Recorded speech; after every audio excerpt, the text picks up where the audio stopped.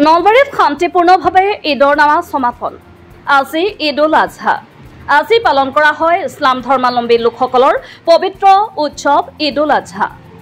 ঈদক লৈ চৌদিশে উখল মাখল পৰিৱেশ।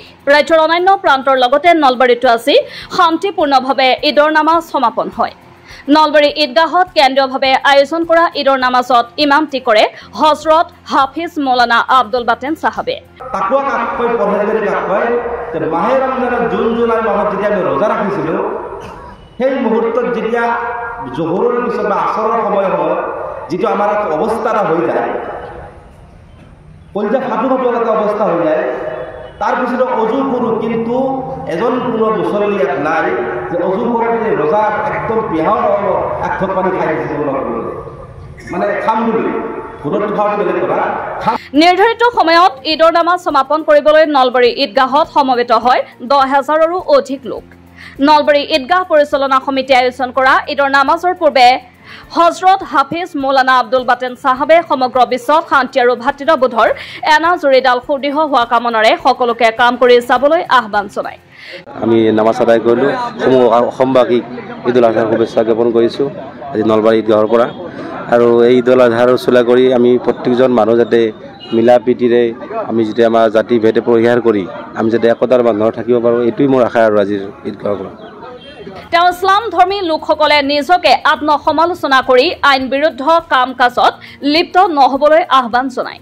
ইছলাম ধৰ্মী যুৱক যুৱতীসকলক নিজ কামত লিপ্ত নহবলৈও ইমানগৰাকীয়ে আহ্বান জনায়।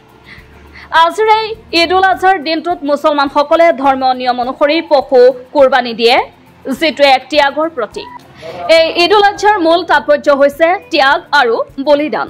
মুছলমানসকলে এই উৎসৱত নিজৰ সম্পদ, সময়, শক্তি আদি আল্লাহৰ পথত ত্যাগ কৰে বুলিও হজৰত হাফিজ মৌলানা আব্দুল বাটেন চাহাবে মত ব্যক্ত কৰে। ঈদ উল আজহাৰৰ দিনটো হ'ল আমাৰ ইছলাম ধৰ্মৰ ত্যাগৰ এটা নিদৰ্শন, ভাতৃত্ববোধৰ এটা নিদৰ্শন, শান্তি সম্প্ৰীতিৰ এটা নিদৰ্শন। মই আমাৰ নলবাৰীবাসীৰ লগতে সমগ্ৰ অসম তথা ভাৰতবাসীলৈ নলবাৰী ঈদগাহ কমিটিৰ তৰফৰ পৰা এই ঈদ উল আজহাৰ উপলক্ষে ঈদ মোবাৰক জ্ঞাপন কৰিলোঁ। লগতে আজিৰ এই দিনটোত সমগ্ৰ বিশ্বতে শান্তি সম্প্ৰীতি স্থাপন হোৱাৰ কাৰণে দোৱা ৰাখিছোঁ আমি, আৰু আটাইকে শান্তি সম্প্ৰীতি বজাই ৰাখি উন্নতিৰ জোখলাৰে আগবাঢ়ি যোৱাৰ কাৰণে মই সকলোকে নলবাৰী ঈদগাহ কমিটিৰ তৰফৰ পৰা আহ্বান জনাইছোঁ।